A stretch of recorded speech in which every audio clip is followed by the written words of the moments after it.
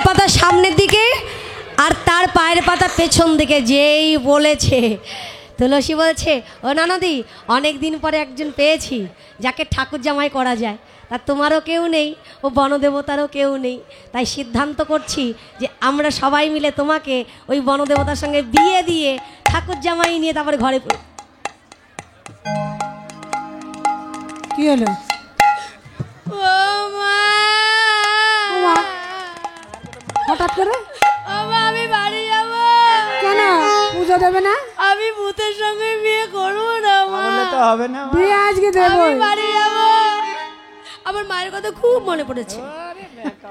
তুলসী বলছে, অতই সহজ তোমাকে আজকে ছাড়ছি না।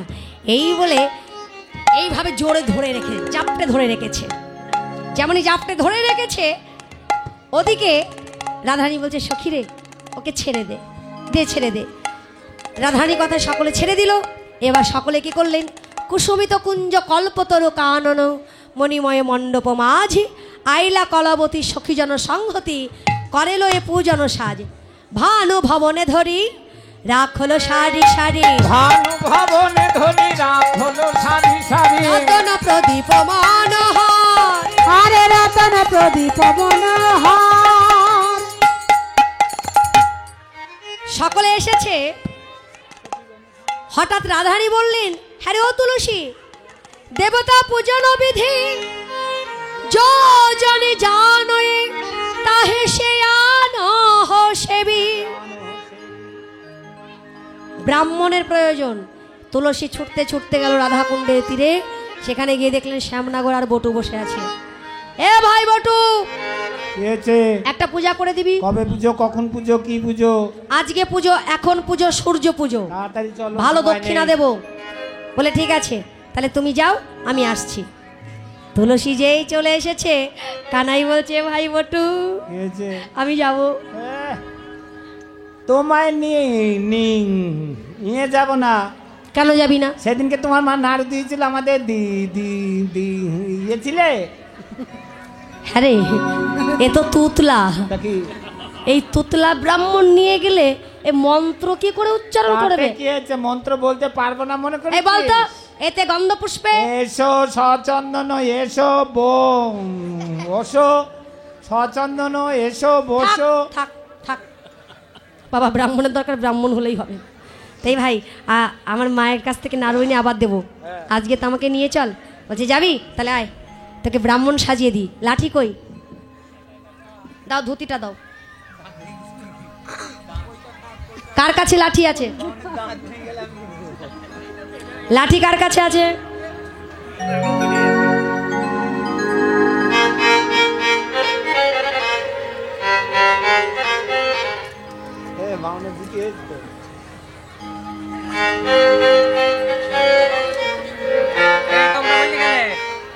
ওইটা করতে তো লালটা লালটা ওর মধ্যে লাল কাপড় করতে হয়। হরে কৃষ্ণ নিয়ে এসেছে। হরে কৃষ্ণ। লালটা পরো, লালটা পরো, ও কিছু করো না।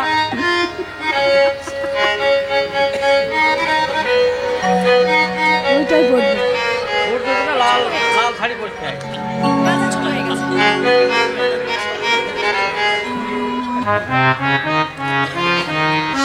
লাঠি কই? লাঠি কই? ছাতা কই?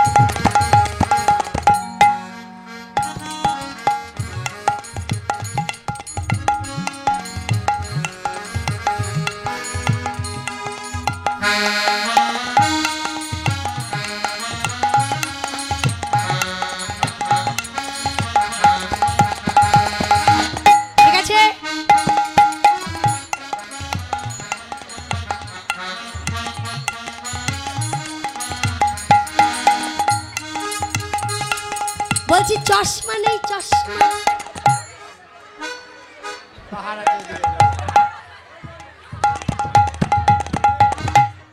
পাওয়ার নেওয়া যাবে না।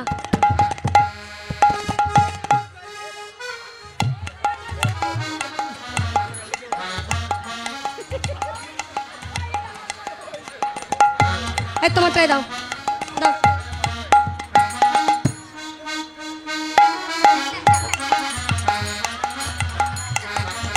ঠিক আছে, এই দাঁড়াও দাঁড়াও দাঁড়াও। কি হয়েছে কি হয়েছে? ওতে পাহাড় আছে, উল্টে গিয়েছে। কি উল্টে গেছে? না না, এরা কি ব্রাহ্মণের থেকে বেশি জানে নাকি? না, হ্যাঁ, আমি ব্রাহ্মণ মানুষ, আমি আমি ওরে লাঠি। তাই তো, সত্যি সত্যি তো উল্টো হয়ে গেছে।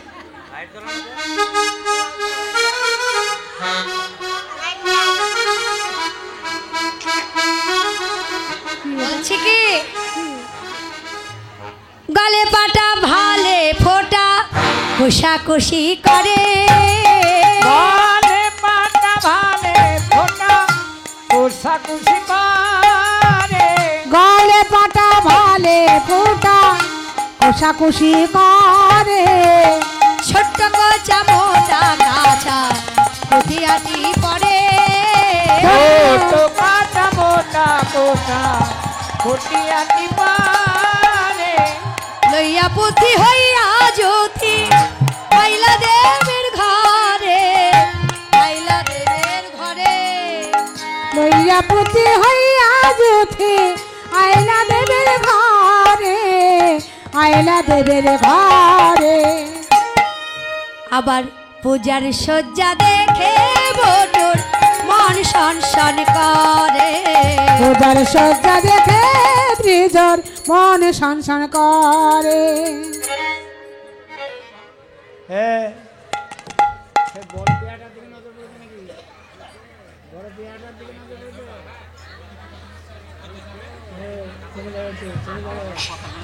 এই,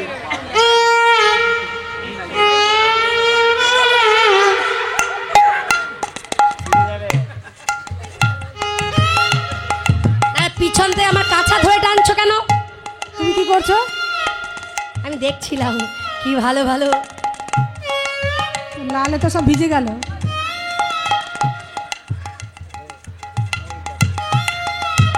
কি ভালো ভালো প্রসাদ। কিরে নাড়ু দেখে বটু কহে বারে বার আইসে সবে পুজো হো দেবে রইতে নারী আর। অস্থি জানি বিনোদিনী মোদক দিলা করে, আসন বসন ভূরণ দিয়া বটু বরণ করে। এবার বটুকে বরণ করে নিয়ে সবলে কি করলেন, আজকে জলকেলি করলেন, পাশা খেলা খেললেন। এবার সকল সখীগণ রাধা গোবিন্দের জন্য ঝুলল দোলনা সাজিয়ে রেখেছিল। কানন দেবতী বৃন্দা সতী ততি দায়ের সরসী কোলে। এ কানন দেবতী বৃন্দা সতী পতি আইল সরসী কুলে। বিচিত্র ঝুলনা করায় লালনা, বিচিত্র ঝুলনা করায় লালনা।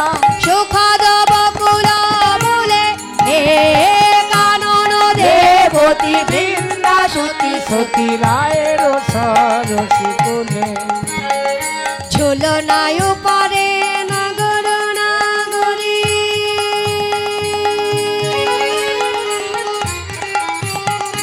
বসিলায় আপন রঙ্গে যাতে কলনা ঝুলাই ঝুলনা গদ গদ চিত রঙ্গে। কতে কলালনা ঝুলায় ঝুলনা গদ গদ চিত্তানন্দে। এবার সবাই মিলে একজন অপরের কাঁধে হাত দিন এইভাবে। সবাই মায়েরা এইভাবে হাত দাও, তোমার ওপাশে যে আছে তার গায়ে কণ্ঠ হাত দাও। ঠিক এইভাবে এইভাবে তুলবে সবাই মিলে, কেউ চুপচাপ বসে থাকলে হবে না, বাবাদেরও তুলতে হবে। এবার চেয়ারে বেশি এরা কি করে তুলবে আমি সেটাই ভাবছি। আহা যতন করে দোলাতে লাগিল, বড় যতন করে দোলাতে লাগিলে, আহা যতন করে ঝোলাতে লাগিল। যতন করে ঝুলাতে লাগিল। জয় রাধে গো বৃন্দ বলে যতন করে ঝোলাতে লাগিল।